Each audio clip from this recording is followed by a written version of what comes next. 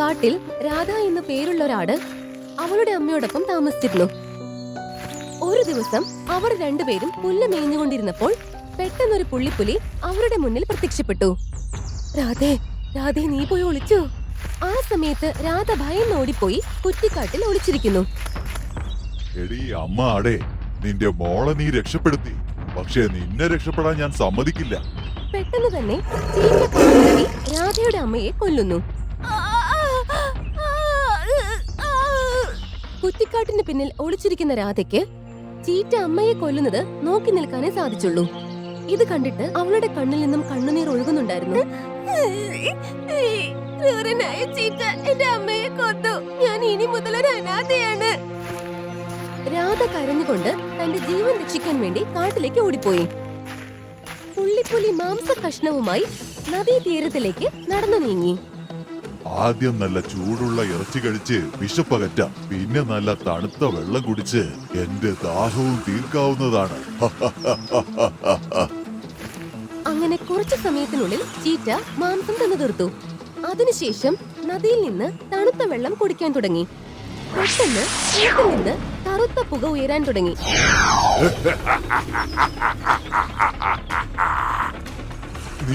നീ ആരാണ്? ഞാൻ നിന്റെ അന്തകനാടാ പുള്ളിപ്പുലി. പക്ഷേ ഞാൻ നിന്നോട് എന്ത് തെറ്റാ ചെയ്തത്? ഇപ്പൊ നീ ഒരു പാവം ആട്ടിൻകുട്ടിയെ കടിച്ചു കൊന്ന് തിന്നില്ലേ? അത് നിന്നോട് എന്ത് തെറ്റാടാ ചെയ്തത്?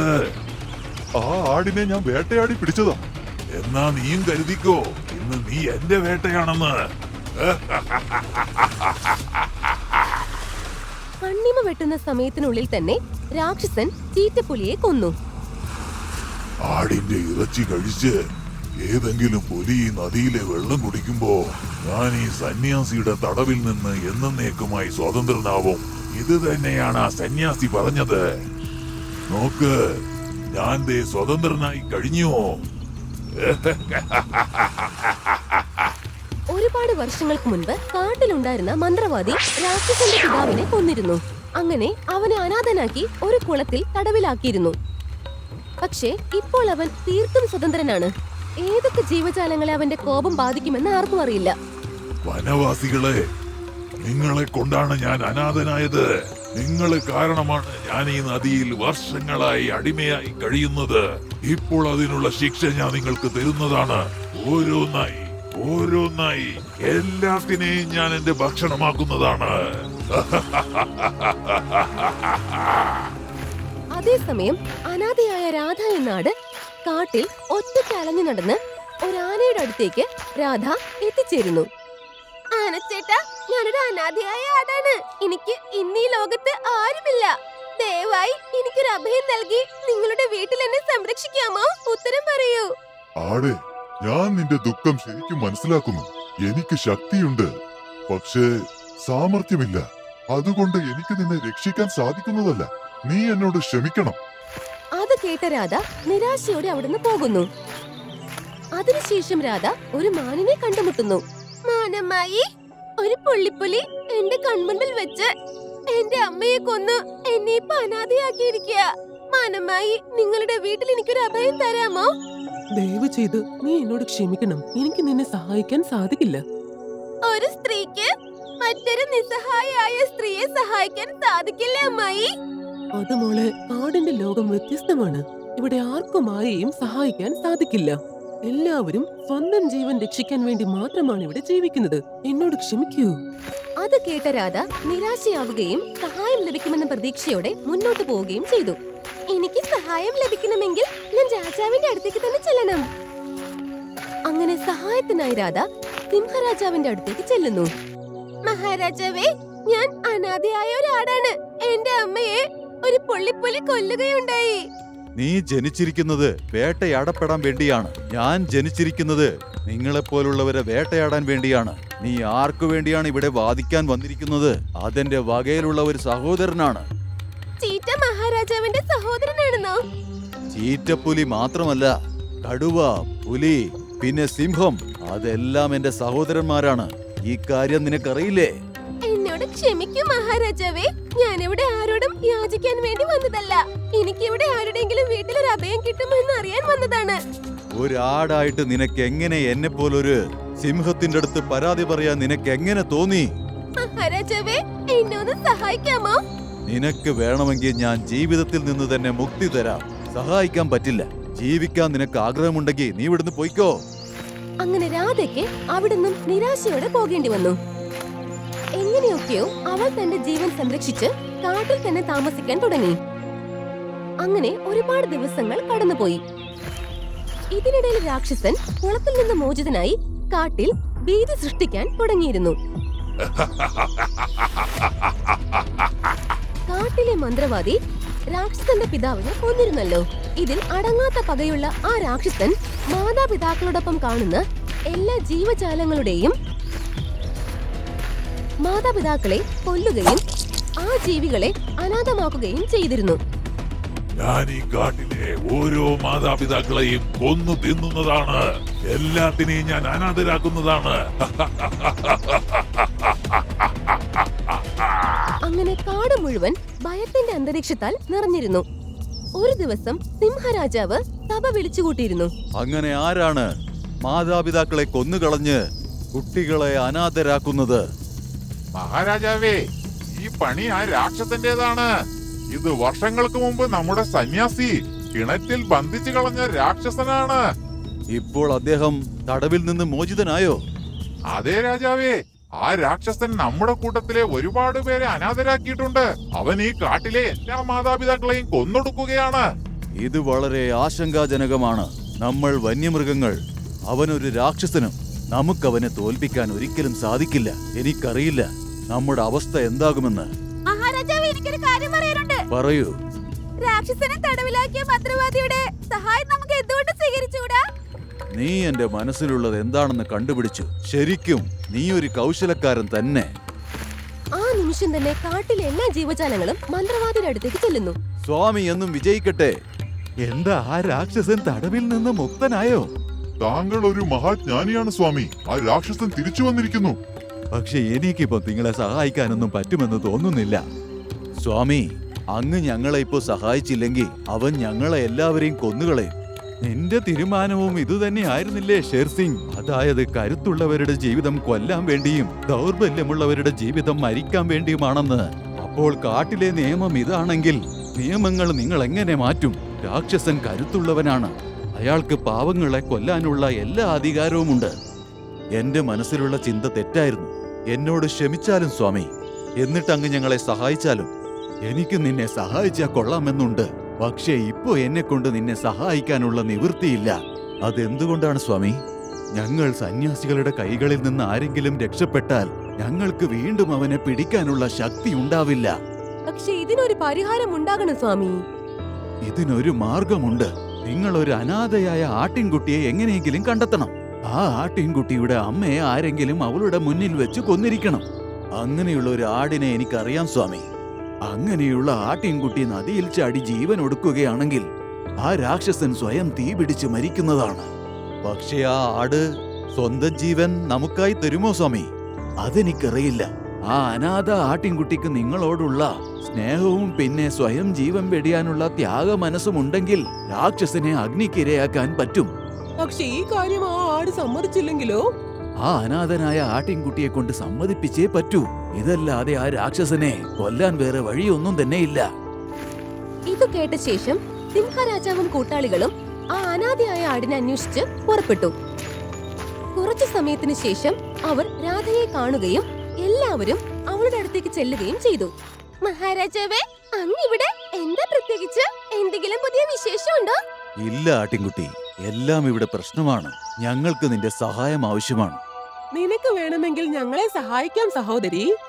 റാണിയമ്മേ, ഞാൻ മഹാരാജാവിന്റെയും എല്ലാ ജീവജാലങ്ങളുടെയും അടുത്തേക്ക് സഹായം അഭ്യർത്ഥിക്കാൻ വേണ്ടി പോയിരുന്നു. പക്ഷെ ആ സമയത്ത് ആരും എന്നെ സഹായിച്ചതേയില്ല. അതുകൊണ്ട് തന്നെ എനിക്ക് നിങ്ങളെ സഹായിക്കാനും കഴിയില്ല. എല്ലാ ജീവജാലങ്ങളും അനാഥയായ ആടിനോട് സഹായം അഭ്യർത്ഥിക്കുന്നു. പക്ഷേ ആടത് നിരസിക്കുന്നു. അങ്ങനെ എല്ലാ ജീവജാലങ്ങളും നിരാശയോടെ അവിടെ നിന്ന് പോകാൻ തുടങ്ങുന്നു. ആ സമയത്ത് തന്നെ സ്വാമി അവിടെ പ്രത്യക്ഷപ്പെട്ടു. സ്വാമി, അങ്ങോ? അതേ കുട്ടി, ഇവരെ ഞാൻ തന്നെയാണ് നിന്റെ അടുത്തേക്ക് കൊണ്ടുവന്നത്. സ്വാമി പറയുന്നത് ഞാൻ അവരെ സഹായിക്കണമെന്നാണോ? ലോകത്തെ എല്ലാവരും പരസ്പരം സഹായിക്കുന്നത് നിർത്തിയാൽ ഈ ലോകം തന്നെ അവസാനിക്കുന്നതായിരിക്കും. എനിക്ക് മനസ്സിലായി സ്വാമി. ഈ അപകടകാരികളായ മൃഗങ്ങളിൽ നിന്ന് എന്നെ രക്ഷിക്കാൻ സ്വാമി സഹായിച്ചില്ലായിരുന്നുവെങ്കിൽ ഞാനിന്ന് ജീവിച്ചിരിക്കില്ലായിരുന്നു. അത് വളരെ സത്യമായ ഒരു കാര്യം തന്നെയാണ് സ്വാമി. എന്റെ മനസ്സിലുള്ളത് നീ ഇവരെ സഹായിച്ച് കാട്ടിലെ സൗഹൃദത്തെ നശിക്കാതെ കാത്തു രക്ഷിക്കണമെന്നാണ്. എന്നോട് ക്ഷമിച്ചാലും രാധേ, നീ അന്ന് എന്നോട് ഒരു കാര്യം ആവശ്യപ്പെട്ടപ്പോ എനിക്കത് മനസ്സിലായില്ല. എന്നാൽ ഇപ്പോൾ ആ കാട്ടിലെ രാക്ഷസൻ ഇവിടെയുള്ള മൃഗങ്ങളെയെല്ലാം അനാഥരാക്കിക്കൊണ്ടിരിക്കുകയാണ്. ഇപ്പോഴാണ് എനിക്ക് ശരിക്കും മനസ്സിലായത് അനാഥത്വം എന്ന് പറഞ്ഞാൽ എത്ര വേദനാജനകമാണെന്ന്. രാധമോളെ, ഇനി മുന്നോട്ട് കാട്ടിലെ മൃഗങ്ങളെ അനാഥരാകുന്നതിൽ നിന്ന് സംരക്ഷിക്കാൻ നിനക്ക് മാത്രമേ സാധിക്കൂ. അനാഥയാവുക എന്ന അവസ്ഥയെ കുറിച്ച് എനിക്ക് നന്നായിട്ട് അറിയാം. ഞാൻ നിങ്ങളെ തീർച്ചയായും സഹായിക്കും കൂട്ടുകാരെ. പിന്നെ രാധ എന്ന ആട് എല്ലാ ജീവജാലങ്ങളെയും കൊണ്ട് നദീതീരത്തിലേക്ക് പോകുന്നു. നദിയിലേക്ക് ചാടാൻ അവൾ മുന്നോട്ട് നീങ്ങുമ്പോൾ പെട്ടെന്ന് ഒരു രാക്ഷസൻ അവിടെ പ്രത്യക്ഷപ്പെടുന്നു. ഇത് കണ്ട് അവിടെ എല്ലാവരും പേടിച്ചുപോയി. ആട്ടിൻകുട്ടി, നീ ആ ആട്ടിൻകുട്ടി തന്നെയല്ലേ? മൃഗങ്ങളല്ലേ നിന്നെ ഇങ്ങനെ അനാഥരാക്കിയത്? അതെ അതെ, ഞാൻ തന്നെയാണ് ആ പറഞ്ഞ ആട്. നിന്റെ അമ്മയെ നിന്റെ മുന്നിൽ വെച്ചല്ലേ അവർ കൊന്നത്? എന്നിട്ടും നീ എന്തിനാ ഇവരെ സഹായിക്കാൻ വന്നത്? ഈ ലോകത്തില് എല്ലാവരും പരസ്പരം സഹായിക്കുന്നത് നിർത്തിയാൽ ഈ ലോകം തന്നെ എന്നേക്കുമായി അവസാനിച്ചേക്കും. നീ എന്തിനാ ഈ ജന്തുക്കൾക്ക് വേണ്ടി നിന്റെ ഒരു ജീവിതം വെറുതെ കളയുന്നത്? ഒരു അനാഥയായതിന്റെ വേദന എനിക്ക് നന്നായി അറിയാവുന്നത് കൊണ്ട് എന്റെ കൺമുന്നിൽ വെച്ച് ആ പുള്ളിപ്പുലി എന്റെ അമ്മയെ ആക്രമിച്ച് കൊന്നു കളഞ്ഞപ്പോ ഞാൻ ഒന്നും ചെയ്യാൻ സാധിക്കാതെ നിൽക്കുമായിരുന്നു. ആ സമയത്ത് എന്റെ അവസ്ഥ എങ്ങനെയായിരുന്നു എന്ന് നിങ്ങൾക്ക് ആർക്കും ഒരിക്കലും ഊഹിക്കാൻ പോലും കഴിയില്ല. മക്കളുടെ മുന്നിൽ വെച്ച് മാതാപിതാക്കൾ കൊല്ലപ്പെടുമ്പോൾ അവരുടെ കണ്ണുകളിലേക്ക് നോക്കിയാൽ അവർ അനുഭവിക്കുന്ന വേദന എനിക്ക് നന്നായി മനസ്സിലാക്കാനാകും. ആ വേദനയെ കുറിച്ച് എനിക്ക് ആരും പറഞ്ഞു തരേണ്ട ആവശ്യമില്ല. രാധയുടെ വാക്കുകൾ കേട്ടു കഴിഞ്ഞപ്പോൾ രാക്ഷസന് മനമാറ്റമുണ്ടായി. അവന്റെ കണ്ണുകളിൽ നിന്ന് കണ്ണുനീർ ഒഴുകി തുടങ്ങി. അനാഥയായ ആട്ടിൻകുട്ടി, നീ ഇന്ന് എന്റെ കണ്ണ് തുറപ്പിച്ചിരിക്കുകയാണ്. ഇനി നീ നിന്റെ ജീവൻ തരേണ്ടതായിട്ടുള്ള യാതൊരു ആവശ്യവുമില്ല. ഇന്നു മുതൽ ഞാൻ സത്യം ചെയ്യുന്നു, ഇനി മുതൽ ഒരു മൃഗത്തെയും ഞാൻ അനാഥനാക്കുന്നതല്ല. സത്യമായിട്ടും? ആ, പ്രതികാരത്തിന്റെ അഗ്നി എന്നെ അന്ധനാക്കിയിരുന്നു. ഇനി മുതൽ ഞാൻ ആർക്കും ഒരു ഉപദ്രവം ഉണ്ടാക്കുന്നതല്ല. ഒരുപാട് നന്ദിയുണ്ട് രാക്ഷസ. സന്തോഷമായിരിക്കൂ, സുഖമായിരിക്കൂ. അങ്ങനെ രാക്ഷസൻ അപ്രത്യക്ഷമായ ഉടനെ സിംഹരാജാവ് കാട്ടിലെ എല്ലാ മൃഗങ്ങളോടും എന്താ പറഞ്ഞെന്നോ? പ്രിയ കൂട്ടുകാരെ, ഇന്ന് ഞാൻ എന്റെ കാട്ടിലെ നിയമങ്ങൾ മാറ്റുകയാണ്. ഇന്നു മുതൽ കാട്ടിലെ എത്ര ശക്തനായ മൃഗവും തന്നേക്കാൾ ശക്തി കുറഞ്ഞ ഒരു മൃഗത്തിനെയും ഉപദ്രവിക്കാൻ പാടുള്ളതല്ല. ആരെയും അനാഥരാക്കരുത്. എല്ലാവരും പരസ്പരം സ്നേഹിച്ച് സമാധാനത്തോടുകൂടിയും സന്തോഷത്തോടെയും ജീവിക്കേണ്ടതാണ്. സിംഹരാജാവിന്റെ ഈ പ്രഖ്യാപനം വനവാസികളുടെ ഹൃദയങ്ങളെ സ്പർശിച്ചു. അങ്ങനെ ഇപ്പോൾ കാട് സമാധാനത്തിന്റെ പ്രതീകമായി മാറിയിരിക്കുന്നു. കാട് മുഴുവൻ സന്തോഷത്താൽ നിറഞ്ഞു.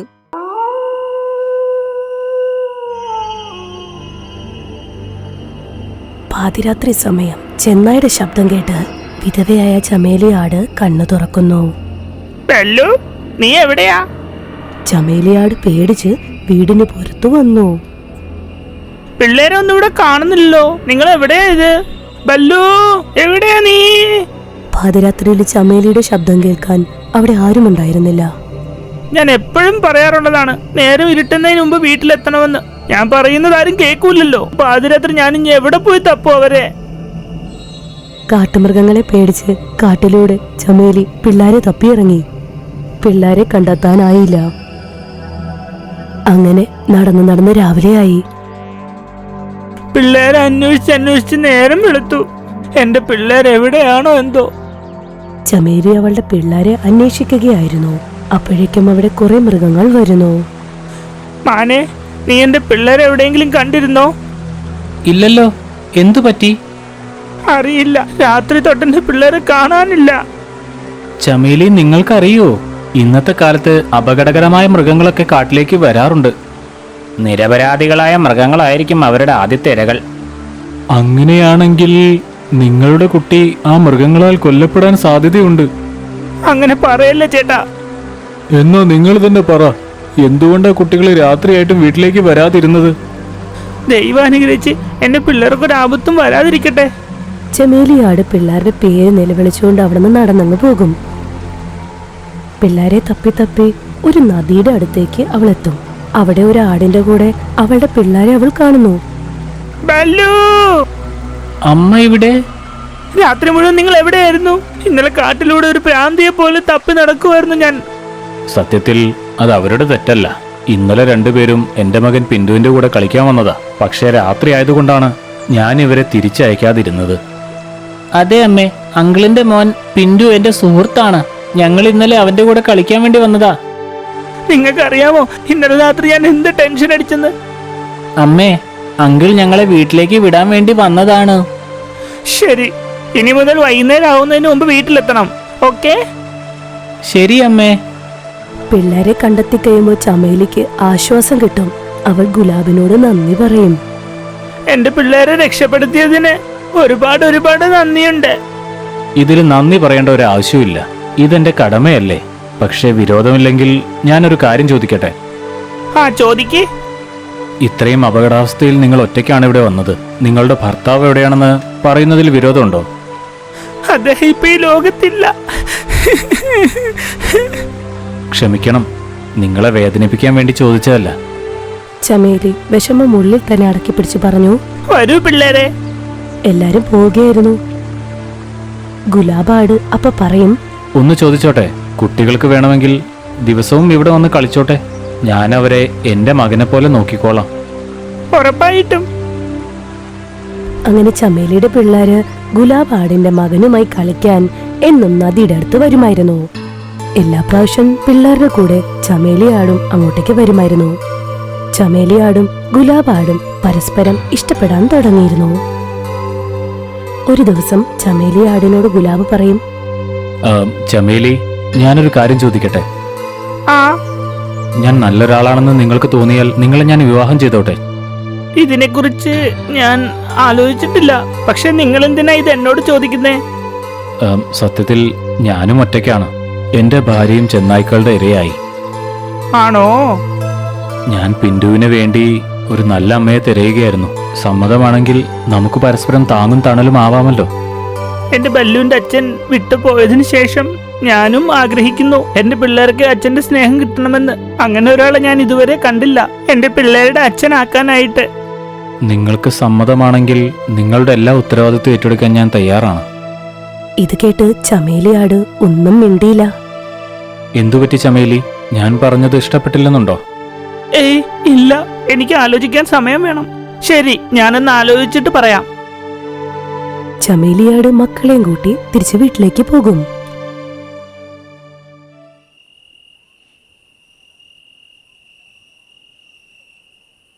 ഗുലാബ് എന്ത് നല്ല മനുഷ്യനാ. എനിക്ക് തോന്നുന്നു അദ്ദേഹം ഞങ്ങളെ നന്നായിട്ട് നോക്കുമെന്ന്. ചമേലി രാത്രി മുഴുവനും ഗുലാബിനെ ആലോചിച്ച് കിടക്കും. അടുത്ത ദിവസം ഗുലാബിനെ കാണാൻ പോകും.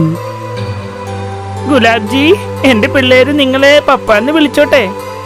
ഇത് കേട്ട് ഗുലാബിന് സന്തോഷമായി. അങ്ങനെ അവര് കല്യാണം കഴിക്കും. ഇനി മുതൽ നമ്മൾ ഒരുമിച്ച് താമസിക്കും. അങ്ങനെ ചമേലിയും പിള്ളേരും ഗുലാബിന്റെ കൂടെ താമസിക്കും. ചമേലിയുടെ പിള്ളേര് ഗുലാബിനെ പപ്പാന്ന് വിളിക്കും. ഗുലാബിന്റെ മോൻ ചമേലിനെ അമ്മ എന്ന് വിളിക്കും. അങ്ങനെ കുറെ മാസങ്ങൾ നീണ്ടുപോകും. ഒരു ദിവസം എല്ലാരും വീടിന് പുറത്തു നിൽക്കുകയായിരുന്നു.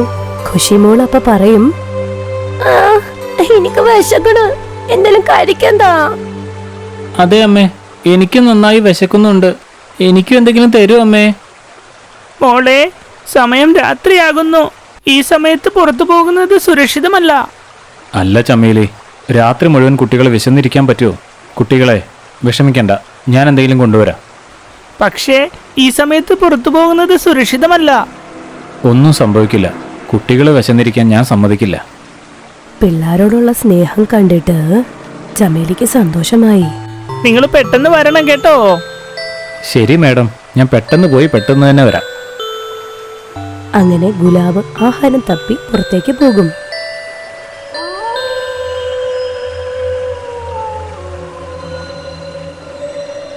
വല്ല വന്യമൃഗങ്ങളും വരും.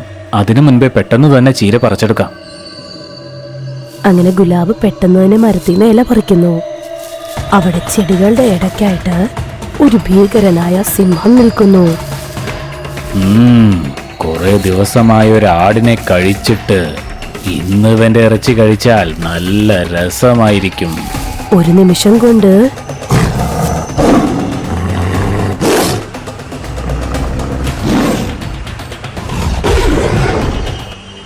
ദുഷ്ടനായ സിംഹം ഗുലാബിനെ കൊന്നുകളഞ്ഞു.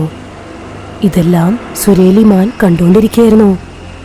എന്റെ ദൈവമേ, ഈ ആടിന്റെ കല്യാണം ഈ അടുത്തല്ലേ കഴിഞ്ഞത്?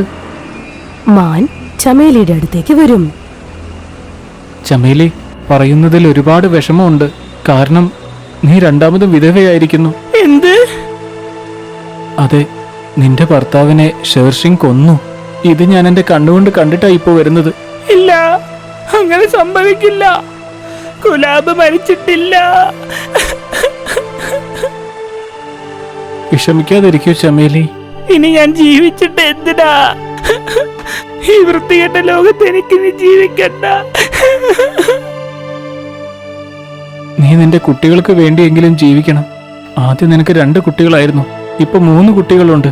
ഈ 3 കുഞ്ഞുങ്ങൾക്ക് വേണ്ടി നീ ജീവിച്ചിരിക്കണം ചമേലി. അച്ഛന്റെ മരണ വാർത്ത കേട്ട് ചമേലിയും 3 പിള്ളേരും കരയാൻ തുടങ്ങും. അങ്ങനെ കുറച്ചു ദിവസങ്ങൾ കഴിഞ്ഞ് ഒരു ദിവസം പുല്ല് തിന്നുകൊണ്ട് ചമേലി ആലോചിക്കുകയായിരുന്നു. ഈ പുല്ല് നല്ലതാ. ഞാൻ എന്റെ വയറ് നിറയ്ക്കാം ആദ്യം, എന്നിട്ട് എന്റെ പിള്ളേർക്ക് വേണ്ടി പുല്ല് ഇവിടുന്ന് കൊണ്ടുപോകാം. അങ്ങനെ ചമേലി തോളത്ത് 3 കെട്ട് പുല്ലും കൊണ്ട് വീട്ടിലേക്ക് പോവുകയായിരുന്നു. ചമേലി 3 പിള്ളേർക്കും വേണ്ടി പുല്ല് കൊണ്ടുപോവുകയായിരുന്നു. വഴിയിൽ ഒരു കെട്ടുപുല്ല് താഴെ വീണുപോകും. ചമേലി അത് ശ്രദ്ധിച്ചതുമില്ല. വീട്ടിലെത്തിയ ഉടനെ 3 പേർക്കും പുല്ല് കൊടുക്കും. ഇന്നാ ഖുഷി, നിനക്ക് വേണ്ടി. ഇത് നിനക്കാണ് ബല്ലു. 2 പിള്ളേർക്ക് പുല്ല് കൊടുത്തപ്പോഴാണ് അവൾ അറിഞ്ഞത് ഒരു കെട്ട് പുല്ല് വഴിയിൽ വീണുപോയതെന്ന്. അയ്യോ, 3ാമത്തെ കെട്ട് എവിടെ പോയി? പിന്റു മോനെ, നിനക്കുള്ള പുല്ല് വഴിയിൽ വീണു പോയല്ലോ. ചമേലി പറഞ്ഞത് സത്യമായിരുന്നു. എന്നാൽ പിന്റുവിന് സത്യമാണെന്ന് തോന്നിയില്ല. രണ്ടാനമ്മ എപ്പോഴും രണ്ടാനമ്മയായിരിക്കും. നിങ്ങൾ മനഃപൂർവ്വം എന്നെ പട്ടിണിക്കിടുകയാണ്.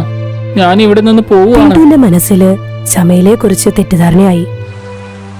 ഒരു ദിവസം ബല്ലുവിനെ കുളിപ്പിച്ചുകൊണ്ടിരിക്കുകയായിരുന്നു ചമേലി. അപ്പൊ പിന്റു പറയും, അമ്മേ, എന്നെയും കൂടി കുളിപ്പിക്കാവോ? ആ മോനെ, ബല്ലുവിനെ കുളിപ്പിച്ചിട്ട് നിന്നെ കുളിപ്പിക്കാം. കുറച്ചേരം കഴിയുമ്പോൾ ചമേലി ബല്ലുവിനെ കുളിപ്പിച്ചു കഴിയും. പിന്റുവിനെ കുളിപ്പിക്കാൻ പോകുന്ന സമയത്ത് ഭോല കുരങ്ങൻ അവിടെ എത്തും. ചമേലി, വേഗം വരൂ. നിങ്ങളുടെ സുഹൃത്ത് മാനിന്റെ ആരോഗ്യം വളരെ മോശമാണ്. ചമേലി പിന്റു മോനെ കുളിപ്പിക്കാൻ പോവുകയായിരുന്നു. പക്ഷെ കൂട്ടുകാരി മാന് വയ്യാതെ അറിഞ്ഞപ്പോ പറഞ്ഞു, മോനെ, എനിക്ക് പോയേ പറ്റൂ. പക്ഷെ നിങ്ങൾ എന്നെ ബല്ലുവിന് ശേഷം കുളിപ്പിക്കാമെന്നല്ലേ പറഞ്ഞത്? പറഞ്ഞിരുന്നു. ഇപ്പൊ നിന്നെ കുളിപ്പിക്കാൻ പറ്റില്ല. ഇപ്പൊ തന്നെ എനിക്ക് മാനിന്റെ അടുത്ത് പോണം. ചമേലിയാട് ഭോല കുരങ്ങന്റെ കൂടെ കൂട്ടുകാരിയായ മാന്റെ അടുത്തേക്ക് പോകാൻ പോകും. ഇത് കണ്ട് പിന്റുവിന് ചമേലിക്കെതിരെ കൂടുതൽ വൈരാഗ്യമായി. രണ്ടാനമ്മ എപ്പോഴും രണ്ടാനമ്മയായിരിക്കും. അവരവരുടെ മക്കളെ ഒരുപാട് സ്നേഹിക്കുന്നുണ്ട്. പക്ഷെ എന്നെ അവർ രണ്ടാമതായിട്ട് കാണുന്നുള്ളൂ. തെറ്റിദ്ധാരണ കാരണം പിന്റുവിന്റെ മനസ്സിലേക്ക് ചമേലിക്കെതിരായിട്ട് തെറ്റിദ്ധാരണകളായി. അവൻ ആലോചിക്കും, അമ്മയുടെ സ്നേഹം ലഭിക്കണമെങ്കിൽ ഞാൻ അവരുടെ സ്വന്തം കുഞ്ഞുങ്ങളെ കൊന്നേ മതിയാവൂ. പിന്റു ബല്ലുവിനെ ഖുഷിനെ കൊല്ലാനായിട്ടുള്ള പ്ലാൻ ഉണ്ടാക്കും. ഏയ് ബല്ലു, വരൂ. ഇന്ന് നമുക്ക് ആ കിണറിന്റെ അടുത്തേക്ക് കളിക്കാൻ പോവാം. ആ പോവാം, നല്ല രസമായിരിക്കും. പക്ഷെ അമ്മയോട് ചോദിക്കാതെ നമ്മൾ എങ്ങനെയാ ഇവിടുന്ന് പോണത്? അമ്മ ഇവിടെ എത്തുന്നതിന് മുമ്പേ നമുക്ക് തിരിച്ചു വന്നാലോ? അപ്പൊ അമ്മ ഈ കാര്യം അറിയില്ലല്ലോ. അതെ, നമുക്കിത് ആരോടും പറയണ്ട. വരൂ. 2 പേരെ കൊല്ലാനായിട്ടുള്ള പ്ലാനും കൊണ്ട് പിന്റു 2 പേരെയും കിണറിന്റെ അടുത്തേക്ക് കൊണ്ടുപോകും. കിണറിന്റെ അകത്തേക്ക് നോക്കി പറയും, കൊള്ളാമല്ലോ, ദേ നോക്ക്, കിണറ്റിൽ ഞാൻ എന്നെ തന്നെ കാണുന്നു. ഖുഷിയും ബല്ലും അവരുടെ പ്രതിബിംബം കിണറിൽ കാണും. ആ കൊള്ളാലോ, കണ്ടില്ലേ, നമ്മളെല്ലാവരെയും കിണറ്റിൽ കാണുന്നുണ്ട്. 2 പിള്ളേരും കിണറിന്റെ അകത്തേക്ക് നോക്കുമായിരുന്നു. അപ്പൊ പതുക്കെ പിന്റു 2 പേരെ കിണറിലേക്ക് തള്ളിയിടും.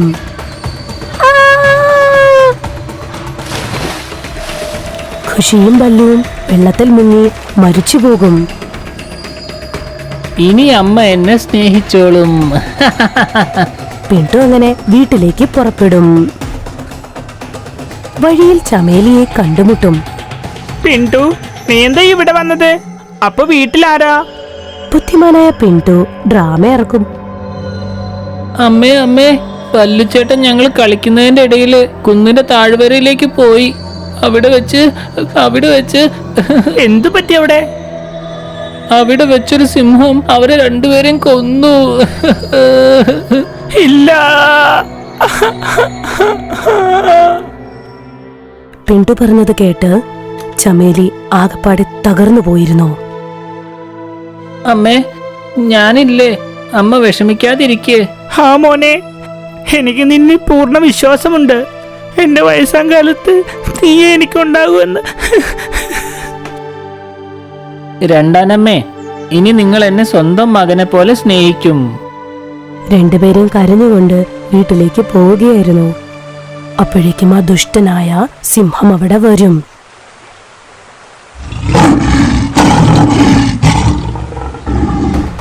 മുമ്പിൽ സിംഹത്തിനെ കണ്ട് ആട് മോനോട് പറയും, മോനെ, ഇവനെ ഞാൻ നോക്കിക്കോളാം. നീ ജീവനം കൊണ്ട് ഓടിക്കോ.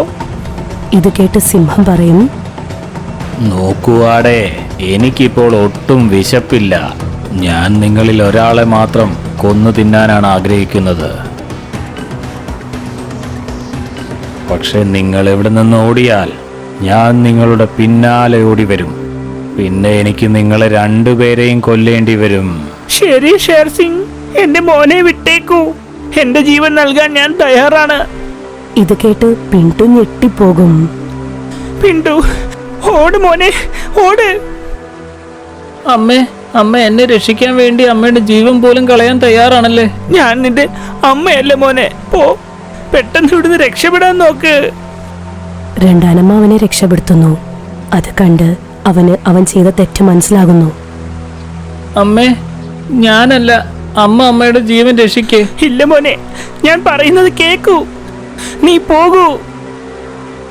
ഇല്ല അമ്മേ, ജീവൻ രക്ഷിക്കുകയാണെങ്കിൽ അമ്മയുടെ ജീവൻ രക്ഷിച്ചാൽ മതി. കാരണം ഞാനൊരു കുറ്റവാളിയാണ് അമ്മേ. നീ എന്താ അങ്ങനെ പറയുന്നത് മോനെ? അമ്മേ, ഞാൻ അമ്മയുടെ 2 മക്കളെയും കിണറ്റിലേക്ക് തള്ളി വിട്ട് കൊന്നു അമ്മേ.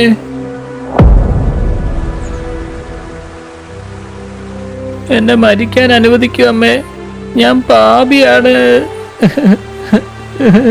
മോനെ, നീ എന്തിനാണ് അങ്ങനെ ചെയ്തത്? ഞാനൊരു തെറ്റിദ്ധാരണയിൽ ചെയ്തതാണമ്മേ. ഞാൻ വിചാരിച്ചു അമ്മയ്ക്ക് എന്നോട് ഒട്ടും സ്നേഹമില്ലെന്ന്.